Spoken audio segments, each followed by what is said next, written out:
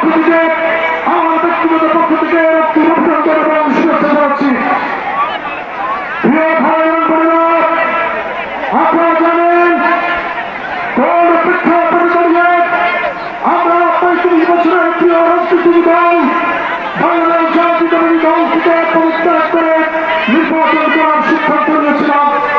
আমি সেই প্রসঙ্গ টেনে আপনাদের সময় নষ্ট করতে চাই না।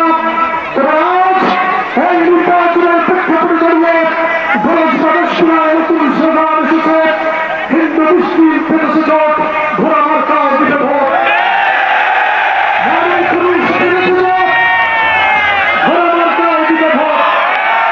আরেকটু শব্দ উচ্চারণ না করলে জনগণের ভিতরে সে ঐক্য উঠেছে।